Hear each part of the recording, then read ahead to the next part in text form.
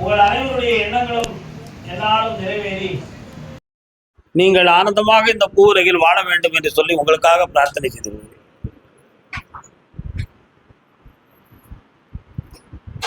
மனிதன் ஆனந்தமாக வாழ வேண்டும் என்பது எல்லோர் உள்ளத்திலும் இருக்கிற ஒரு பெரிய ரெக்கார்ட்ஸ், ஒரு பெரிய தாட், ஒரு பெரிய எண்ண பதிவு. வருத்தம் வரணும்னு யாரும் விரும்பியதாக சரித்திரம் உண்டுமா? அடுத்தவருக்கு வருத்தம் வரணும்னு நினைச்சவன் நிறைய பேர். தனக்கு வருத்தம் வர வேண்டும் என்று யாராவது பிரார்த்தனை பண்ணாங்களா? இல்லை வர வேண்டும்னு நினைச்சாங்களா? இல்லை எதிர்பார்த்து இருந்தாங்களா? கிடையாது. அதெல்லாம் விதியின் கையிலே விளையாடும் பொம்மைகள். இந்த ஆனந்தம் என்பது என்ன? ஆ என்பார் ஆத்மா, அந்தம் என்றால் முடிவு. ஆத்மா ஒரு லட்சியமான முடிவோட இருக்கு. இந்த பூவுலகில் தோன்றி நிறைந்த ஒரு நிலைகளில் ஞானத்தின் மகிழ்வை அடைய வேண்டும் என்ற ஒரு லட்சியத்தை புலன்பொறிகளால் ஊட்டப்பட்டு ஆன்மா இயக்கப்பட்டு அந்த நிலையை அடைகிறது. அதுவே ஆனந்தம். ஆனந்தம் பரமானந்தம் ஐயப்பன் பேரொளி ஆனந்தம். ஐயப்பன் பேரொளி நீ ஏன் இந்த இடத்துல சொல்லணும்? ஐயப்ப சாமி மனிதனாக பிறந்து தன் ஆத்மாவை குருமயமாக ஆக்கி திருமயமாக ஆக்கி ஆத்மாவை பேரொளியாக உலகத்துக்கு ஜோதியாக்கியவர். அதனால தான் இந்த இடத்துல ஐயப்ப சாமியுடைய பாடலை நம்ம என்ன செய்தோம்? எடுத்துக்காட்டாக நம்ம பாடு. அப்போ ஆன்மா வந்து ஒளிமயமானது. அதுல ஒரு பிரகாசம் இருக்கு. இந்த பிரகாசம் இருக்கிற ஆன்மாவும் இருக்கு, பிரகாசமற்ற நிலைகள் உள்ளதும் இருக்கு. அப்போ ஆத்மாவில் 2 விதம் இருக்கான்னு ஒரு கேள்வி இருக்குங்களா? இருக்குமா இருக்காதா? இருக்கு. தூய நிலையில் மனிதன் வந்து தர்ம காரியங்கள் தவக்கோலங்கள் ஞான நிலைகளை அடைந்த ஒரு ஆத்மா சரீரத்தை விட்டு பிரிந்ததென்றால் அந்த ஆன்மா ஜோதிமயமாக ஒளிமயமாகவே உலகத்தில் காட்சி கொடுக்கும். சராசரி மனிதனாக இருந்து சரீரத்தை விட்டு ஒரு ஆத்மா நீங்கி இருக்கிறது என்றால் அது கருமை நிறத்தோடு இருள் நிறத்தோடவே காட்சி எடுக்கும். அதனால தான் அதை மனிதர்கள் சராசரி மனிதர்கள் அதை பேய் நினைச்சு பயப்படுறாங்க. ஆவி பிடிச்சிருக்கு அப்படின்னு பயப்படுறாங்க. தலைவலிச்சா ஆவி பிடிப்பவே அந்த ஆவி இல்லை, இது ஆவி பிடிச்சிருக்குன்னு சொல்றது. ஏன் அதை அப்படி சொன்னோம்? அந்த சராசரி மனிதனாக இருந்து பக்குவப்படாமல் சரீரம் நீக்கிய உயிரை ஆவி என்று சொல்றோம், ஆத்மா என்று சொல்றோம். அந்த ஆத்மாவுக்கு இன்னும் அமைதி கிடைக்கல. அது அமைதி கிடைக்காத நிலையில உலாவிக்கிட்டு இருக்கு. அந்த உலாவுதலில் என்ன அர்த்தம்? அது தன்னுடைய புலன் பொறிகளில் இருந்த பற்று உணர்வுகளை அந்த ஆத்மா இன்னும் துறக்கல. அந்த நினைவோடவே இந்த உலகத்தில் அது உலாவுது. அதுக்கு தேவை ஒரு சரீரம், அதுக்கு தேவை ஒரு சரீரம். ஞானத்தை பற்றி பேசுகிற பொழுது ஆத்மாவுக்கு பாசம் இல்லை, பற்று இல்லை, குலம் இல்லை, கோத்திரம் இல்லை, குணம் இல்லை என்றெல்லாம் நம்ம சொல்லி ஆத்மாவுக்கு நிறைய விளக்கங்களை பேசியிருக்கிறோம். ஆனால் பக்குவப்படாத மனிதனுடைய ஆத்மாவுக்கு ஆசை உண்டு, பாசம் உண்டு, குலம் உண்டு, கோத்திரம் உண்டு, எல்லாம் உண்டு. அதை எப்படி நிரூபிக்க முடியும்? இறந்து போனவங்களை நினைச்சு வீட்டில் கும்பிடுவான். அந்த ஆத்மா வந்து அந்த வீட்டுக்குள்ள இறங்கும், ஒரு சில அறிகுறிகளை காட்டும். அப்போ அது பாசம் இல்லாமலும் அந்த வீட்டுக்குள்ள வந்துச்சு. ஏன் அது உலகத்தில் பறந்து இருந்திருக்கலாமே. எங்கே பாசத்தால் ஈர்க்கப்பட்டதோ அந்த இரத்த உணர்வோடு உறவோடு இருந்த பாசத்துக்குள்ள மயங்கி வந்துருச்சு. அப்போ இந்த சராசரி ஆத்மாவுக்குள்ள பாசம் மறைஞ்சிருக்கு, பற்று மறைஞ்சிருக்கு. அது இன்னும் தான் வாழ்ந்த மனித சரீர வாஞ்சை என்னும் உணர்ச்சியை அது இன்னும் தவிர்க்கவில்லை. ஆகையினால் அது போற்றப்படக்கூடியது அல்ல, போற்றப்படக்கூடியது அல்ல. ரொம்ப முக்கியம் இந்த விஷயம். போற்றத்தக்க ஆத்மாக்கள் ஏது? முனிவர்கள், சித்தர்கள், யோகியர்கள், தர்மவான்கள், மகான்கள், தூய நிலையில் தர்மம் தவறாத அரசர்கள், இவர்களுடைய ஆன்மாக்கள் போற்றப்படக்கூடியது. அதைத்தான் நம்ம அவதார புருஷர்களாகவும் தெய்வ சமாதிதானத்திலையும் நாம் இன்னைக்கு வணங்கிக்கிட்டு இருக்கிறோம் அந்த ஆன்மாக்கள். ஆனா நம்ம குலதெய்வம்ங்கிற பேர்ல இந்த சராசரி ஆத்மாக்களை நம்ம வணங்கி வந்துகிட்டு இருக்கிய மக்கள் வணங்கிக்குதுங்க. குலதெய்வம் யாரு? ஒருத்தர் சொல்லுவார், அவருக்கு ஒரு பேரை சொல்லுவார், அடைக்கலம் காத்தாரு அப்படின்பார். அடைக்கலம் காத்தாருன்னா எப்படி எனக்கு புரியலையே அப்படின்னு ஒரு பேர். அதாவது ஐயன் என்றால் தலைமையானவன் என்பது பொருள். ஐயனே என் தலைமையானவனே. தலைமையானவனுக்கு கூட்டமா இருந்தா அவருக்கு பேர் ஐயனார். தலைவர்களா சேர்ந்து என்ன தலைவர்கள்? முன்னோர்களில் மாண்டு போனவர்களுடைய ஆன்மாக்களுக்கு ஒரு அடையாள சின்னத்தை வைத்து அவர்களை வழிபட்டு தன்னுடைய மனதை சாந்தப்படுத்திக் கொள்ளக்கூடிய வழிபாட்டுக்கு பெயர் குலதெய்வ வழிபாடு. 4 தலைமுறை 5 தலைமுறை ஆன உடனே அந்த மூத்த அந்த மாண்டு போன ஆன்மாவில் ஒரு ஆன்மாவை வச்சு வணங்குதுமே, அந்த மூத்தவருக்கு ஒரு பேரை வச்சு ஒரு பேரை ஒப்பந்தம், அந்த பேர்ல ஒரு ஐயனாருங்கிற ஒரு பேரை வச்சு கும்பிடுவோம். இப்படி ஒரு சான்று நம்முடைய சோழ சாம்ராஜ்யத்திலே நமக்கு வளர்ந்து வந்துச்சு. சோழர்கள் காலத்துல தான் குலதெய்வ வழிபாட்டை அதிகபட்சமாக வணங்கக்கூடிய ஒரு சூழ்நிலைகள் நமக்கு ஏற்பட்டது. இந்த இந்த ஆன்மாக்களுக்கு இந்த வலிமை உண்டு. உடனே சொல்லுவான், என் குலதெய்வத்தை கட்டிட்டாப்பா, ஏன் நீ தெய்வம், அடுத்தவனை காப்பாற்ற வேண்டியவன், ஒரு தெய்வ சக்தி உன்னைய கட்ட முடியுமா? முடியாது. உன்னைய கட்டிட்டான்னு சொல்றான். என்னைய கட்டிட்டான்னு ஒரு குலதெய்வம் சொல்லுது, என் குலதெய்வத்தை கட்டிட்டாங்க. என்ன அர்த்தம்? நீ சாதாரணமான ஒரு ஆவி, சாதாரணமான ஒரு ஆத்மா. அதனால இதை வணங்குவதற்கும் இதை கட்டுவதற்கும் ஒரு மாந்திரிக சக்தி ஒன்று இருக்கு. அதை வச்சு உன்னை சுருட்டி எடுத்துடலாம். அதனாலதான் இந்த குலதெய்வத்தை கட்டிட்டான்னு சொல்றது. இதே விஷயத்த புனித ஆன்மாக்களாக இருக்கக்கூடிய அவதார புருஷர்கள் இருக்கக்கூடிய தெய்வங்களாக இன்னைக்கு வணங்கிக்கிட்டு இருக்கோமே, அந்த தெய்வத்தை அந்த மாந்திரிகத்தை வச்சு கட்ட சொல்லுங்க, அது நடக்காது. ஞான மந்திர ஸ்வரூபா நமோ நம. கருப்பசாமிக்கு பேர், முருகப்பெருமானுக்கு பேர், நாராயணனுக்கு பேர், தெய்வங்களுக்கு பேர். ஏன்? அவனுடைய ரூபமே மந்திர ஸ்வரூபம். நம்ம புதுசா எந்த மந்திரம் போய் அவனை கெட்ட போகுது? புரியுதா? அந்த ரூபமே மந்திர ஸ்வரூபம். கருப்பசாமியை வான்மீகி படைச்சார்.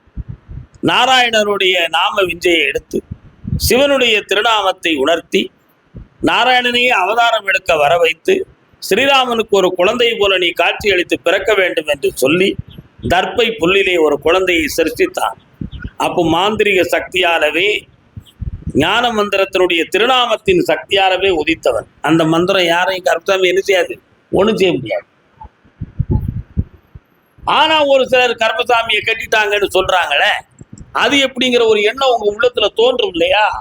அங்கதான் விளக்கம் இருக்கு. நம்ம தாத்தால ஒருத்தர் பேர் கருப்பசாமின்னு பேர் வச்சிருப்போம். அவரை ஒரு இறந்து போனோன்னா அவரை ஒரு தெய்வமா வச்சு நம்ம கூப்பிட்டு வந்துருப்போம். அவருக்கு நல்ல ஆட்டுக்கறிலாம் அருமையா சாப்பிடாரு நம்ம தாத்தா. அந்தால கும்பிடும் பொழுது அவருக்கு ஒரு கிடாயை வெட்டி 10 குடும்பத்துக்காரன் சாப்பிட்டு கொண்டாடி வந்திருப்போம். அந்த சாமியை ஒருத்தன் கட்டிடுவாங்க. ஏன்னா அது சாதாரண ஆத்மா தான். பேர் தான் கருப்பசாமியுடைய பேர். ஆனால் ஆத்மா சாதாரண ஆத்மா தான். அப்போ முதன்மையாக அவதரிக்கப்பட்ட அந்த தெய்வ திருநாமத்தை, அந்த சக்தியை நாம ஆர்ப்பாரித்தோம் என்றால் அதை யாராலும் என்ன செய்ய முடியாது? கட்ட முடியாது. அதுக்கு தான் தர்ம பூஜை நடத்தணும். தர்ம பூஜை என்னது? உயிர் வதை கூடாது, உயிர் பலி விடக்கூடாது. எல்லா உயிரினங்களும் வணங்கக்கூடிய அளவுக்கு, போற்றக்கூடிய அளவுக்கு அந்த திருக்கோயிலை வச்சுக்கிறோம். அந்த இடத்துல வாரவங்களுக்கு தர்மம் செய்யணும், அன்னதானம் செய்யணும். எல்லோரும் மனமும் குளிரும்படி அவங்க உள்ளத்தை பண்படுத்துகின்ற பேர் ஆற்றல் தன்மை இருக்க வேண்டும். அவைகள்லாம் இருக்கிற இடத்துல தான் அந்த தெய்வம் குடியிருக்கும். அந்த தெய்வம் அதனால தான் அங்க குடியிருக்கும். அதனால்தான் தர்மத்தை நோக்கித்தான் அவதாரமே நடந்திருக்கு அப்படிங்கிறது நம்முடைய நாட்டில் நம்ம படிக்கப்பட்ட புராணங்கள்ல, இதிகாசங்கள்ல. மகாபாரதத்துல சொர்க்கத்துக்கு யாரெல்லாம் போனா? பாண்டவர்கள் சொர்க்கத்துக்கு போனாங்க. தர்மன் சொர்க்கத்துக்கு போனான், கர்ணன் சொர்க்கத்துக்கு போகலை. ஏன் போகலை? சேரிடம் அறிந்து சேர். தர்மமே செய்தாலும் தானமே செய்தாலும் கர்ணன் போய் சேர்ந்து போராடிய இடம் யாரு கூட? துரியோதனன் கூட்டத்தோட போய் அதர்மத்துக்கு போராட்டத்தில் போய் சேர்ந்தான். 1000 தானம் சென்று தான வீரன் என்று பெயரை எடுத்திருந்தாலும் அவன் சொர்க்கம் செல்லவில்லை. சொர்க்கம் என்பது உண்மை என்றால் அது கிட்டத்து இருக்கட்டுமே. நம்ம நினைக்கிறோம் அது சொர்க்கமா நரகமா யாருமே பார்த்ததில்லை. ஆனா முன்னோர்கள் சொர்க்கத்தை பத்தி சொல்லுதாங்க, அவதார புருத்தர்கள் சொல்லுதாங்க, ஞானத்துல சொல்றாங்க, அதை பத்தி வழிபடுத்த சொல்றான். ஆனா தர்மவான் சொர்க்கம் சென்றான். சகுனி போனானா சொர்க்கத்துக்கு? போகல. துரியோதனம் போனானா? போகல. என்னப்பா சகுனியை பற்றி பேசுகிற பொழுதெல்லாம் பேச்சான அடுத்தவனை அழிச்சவன் சகுனி. எதால? நேர்முகமா போராடி அவனுக்கு எந்த வெற்றியும் பெறக்கூடிய தகுதி அவனுக்கு கிடையாது. தனக்கு பிடிக்காதவன் வாழக்கூடாது அப்படிங்கிற உயர்ந்த எண்ணம் உடையவன். எப்படி உள்ளவன்? தனக்கு பிடிக்காதவன் வாழக்கூடாது என்ற உயர்ந்த எண்ணம் உடையவன். அவன் தான் சகுனி. மாய சகுனியோடு சூதாடி வெற்றிகள வேண்டும் என்று நினைத்தான். ஆனா மாயமா வென்றவன் யாருன்னா சகுனி. வஞ்சகம் தான் வென்றுச்சு, தர்மம் வெல்லல. அதான் பாரதி சொன்னான், தர்மத்தின் வாழ்வு தன்னை சூது கவ்வும், தர்மம் மறுபடியும் வெல்லும் என்றும் இயற்கையை மர்மத்தில் கொன்று ஒரு பொழுதும் இந்த தர்மத்தை தவறாது காப்பேன் என்று எழுதினான். அதனால நல்லவன் முதல்ல தாழ்ந்து போயிருக்க மாதிரி இருப்பான். வஞ்சகனுடைய வேலைக்கு அவன் சோர்ந்தது போல் தோன்றுவான். சகுனியை போல சூதாக வாதாக நடக்கின்ற தன்னல பேய்களினுடைய தகாத செயலால் வருந்துவது போல் நல்லவன் இருப்பான், வாழ்வான். ஆனா இறுதியில நிலையாக வாழக்கூடியவன் அந்த தர்மமாக இருக்கும் நல்லவன் மட்டும்தான். அந்த கெட்ட எண்ணம் அவன் என்ன செஞ்சுக்கிட்டு இருக்கோம்? தளர்த்திக்கிட்டே. அதான் நல்லதையே நினை, நல்லதையே செய், நல்லதையே உணர். உன் மனசு தான் உன்னை வாழ வைக்கிற கருவி. அதுக்கு எடுத்துக்காட்டு தான் நமக்கு சகுனியுடைய வாழ்க்கை. கிருஷ்ணர் அறிவுரை சொல்கிற பொழுது கூட சகுனி தன் சாகச சைகையால் துரியோதனனை கேட்காம நிறுத்தினான். துரியோதனை கேட்க விடாம நிறுத்தினான். துரியோதனா பொறு மருகனே, பொறுன்னா அவனை பொறுத்திருந்து கடைசியில் அவனை அழிக்கிறதுக்கு காரணமா இருந்தவனே சகுனி தான். மகாபாரதத்தை படித்தால் தெரியும். தூய மனமுடையவனுக்கு துயரம் வந்தாலும் அது நிலைக்காது. அது இரும்பு மாதிரி, வெப்பத்தை உடனே இழுக்கும், உடனே விட்டுரும். ஆனா தண்ணீர் அப்படி இல்லை, மெல்லத்தான் வெப்பத்தை இழுக்கும், மெல்லத்தான் வெப்பத்தை விடும். ஆனா வஞ்சனையாளர்களுக்கு வேதனை வந்தா வாழ்வே முடிஞ்சு போயிடும். அதுக்கு எடுத்துக்காட்டு தான் மகாபாரதம். அதனால மகாபாரதம் ராமாயணமும் உலகத்துல மனிதன் இப்படி வாழ வேண்டும் என்பதற்கு எடுத்துக்காட்டாக இருக்கின்ற ஒரு மாபெரும் சான்றுகள். இதிகாசங்களுடைய கற்பனையின் பாத்திரங்களை வைத்து இதிகாசத்தினுடைய தர்மத்தை எடை போட்டு பேசக்கூடாது, குறைத்து பேசக்கூடாது. அதில் இருக்கக்கூடிய கருவூலங்களுடைய தன்மை நமக்கு எப்படி வாழ வைத்தது, எப்படி வழிகாட்டியது என்ற தர்மத்தை மட்டுமே உணர வேண்டும். ராமாயணத்திலேயே அப்படி. ராமாயணத்துல மந்திரா வரலன்னு சொன்னா ராமனுக்கு வனவாசமே கிடையாது. மந்திரையினுடைய ஒரு திருப்புதலால் ஒரு குடும்பமே பிளவுபட்டு போச்சு. மந்திரவின் வார்த்தையினால் மதிமயங்கி கைகேசி மஞ்சள் குங்குமம் தான் இழந்தாள். இந்த பாட்டை நீங்க கேட்டிருப்பீங்க, சீர்காழி கோவிந்தராஜன் பாடு, பாகப்பிரிவினை படத்துல பாருங்க. மந்திரையினுடைய போதனையினால் கைகேசி மதி தடுமாறி ராமனை காட்டுக்கு போக வைக்கிறதுக்கு காரணமாயிட்டா. கடைசியில் என்னாச்சு? தசரதன் இறந்தார். அந்த வஞ்சனையான வார்த்தைகளை கேட்டு வழி நடந்ததால் தசரதன் இறந்து விட்டார். கைகேசி பெற்ற மக்களுக்கு சாபம் வந்தது. ஆனா பரதன் சத்ருகனுடைய தர்மங்கள்